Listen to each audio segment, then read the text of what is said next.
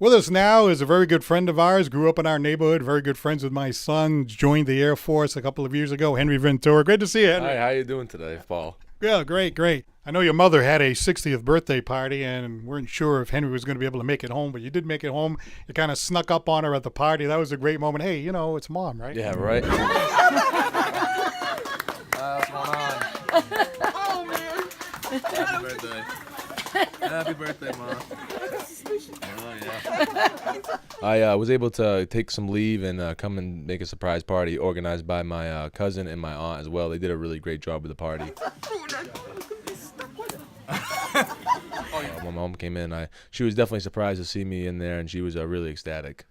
Now, I know a couple of years ago you made this big decision, it seemed at the time, to join the Air Force. Why did you make that decision at that time? I really didn't have too much going on. My grandfather was a World War II veteran. My father was also a former Army, and they made the suggestion to join the Air Force. They said it would be a great career decision, and it's been so far pretty good. Well, obviously, the first thing that happens when you go into any of the military services, you got to go to basic training. I was thinking to myself, most of the people I know couldn't last 5 minutes in basic training, right? So what happened? I mean, was it something different than you expected? Basic training was definitely much different than I had expected. Not so far the physical expectations, but the mental. When we first arrived there, you get a lot of sleep deprivation. The first 3 days, you probably have about 5 to 6 hours of sleep in total. And there's a lot of academics, a lot of courses that you have to go through and you have to take, and you do have an EOC, an end of course test at the end of the 8.5-week program. Well, one of the things that we see on television and movies, the basic training where the drill sergeant really gets up in your face and really tries to establish that discipline. Does that really happen like that? You have no integrity, huh? So you shouldn't stare at me? Say something! Go away! And that would be kind of the realization. Welcome to the military. Right? Exactly. Well, that's great. And I know the other thing, too, is they make you do stuff and have you repeat it over and over again, right? Yes, absolutely. Like what? For 4.5 weeks, cleaning the same hallway numerous times. You really don't understand how clean you can actually get a hallway until you clean it numerous times a day for 9 hours a day. You were growing up at home. You never cleaned the hallway quite that well, right? No, never that time. I don't think I've cleaned that many hallways in my entire life. And one time they made you move rocks. Is that right? We messed up somehow, and it got pretty bad. Our NCOIC, he made us move rocks essentially from point A to point B, just to go back to point A and then point B several times. So you spend all day moving the rocks like over there, and then they go, "Oh, thank you very much," and now move them all back. Essentially, yeah. You think to yourself, "What the hell is this?" Yeah, move the rocks there. Okay, good job. You did move them there. Now move them back there, and it's all a mental game in the beginning. Right. Tell me a little bit about meeting other people in the country. The funny thing is we travel and we all have that Massachusetts, New England accent that everybody can recognize. But then you go to other parts of the country and like, wow, look at the way these people talk. Absolutely. Like I went, when I got to basic training at first, I was the only guy from the New England area. A lot of guys didn't even understand what Portuguese was. They thought it was some mixture between Spanish and Mexican or Puerto Rican.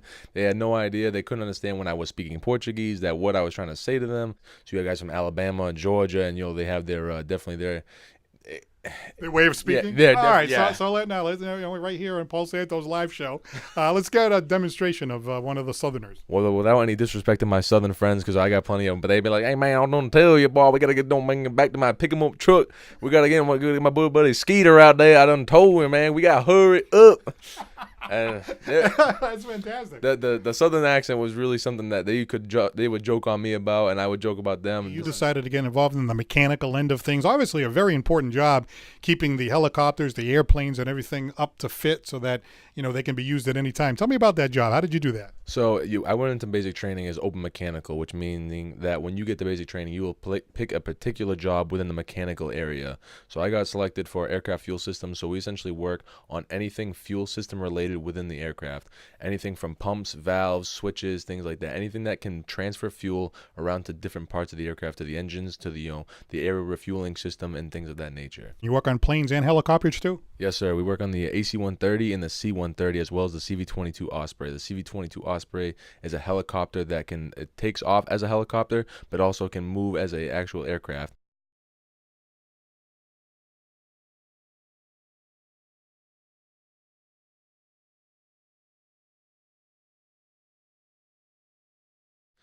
We also work on the AC-130 gunship, which provides close air support, usually hovering around our brother troops, the Marines, and the Army, providing support for them with the 105 and the 22 millimeter cannons.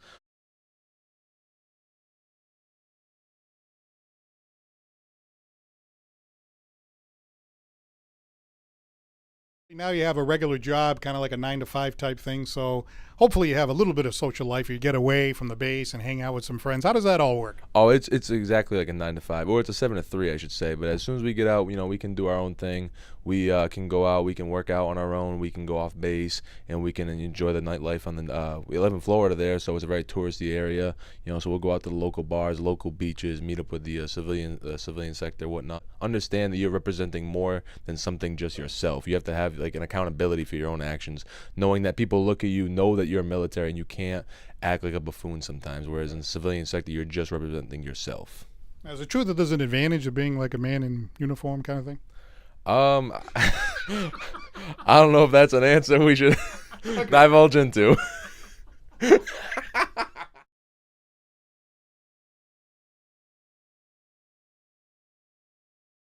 One thing that always concerns people, we have friends and family that are in the military, the possibility of being deployed at anytime there's an emergency. How do you view that? If you are up to date with your training and you're good to go, if your superiors say that you're a qualified airman, you can go get deployed, but it's usually on a volunteer basis. So you put your name down, and it's if you really want to go out there and try to prove yourself. Now, let's say there's somebody out there and they're saying, "Hey, I want to be like a Henry Ventura. I want to, I want to go in the military. No kidding aside, and join the Air Force." What would be your advice to somebody thinking about that? My definite advice would be go to all the branches, get the most information you can, ask questions, and do your research. Don't go in there half-heartedly, not knowing what you're getting yourself into. There was many guys I saw in basic training who didn't really know what they were getting themselves into, and those are the guys that didn't last. Ask questions, know what you're getting yourself into. This is much more than just like a volunteer little sign up. It's a commitment. You're committing yourself to something else. We really enjoyed having you here on the show. Obviously, as a civilian here in the United States, we always like to thank people in the military for their service to the country. So we're going to close by saying thank you for your service to the country of the United States. Thanks for having me, Paul. Appreciate it.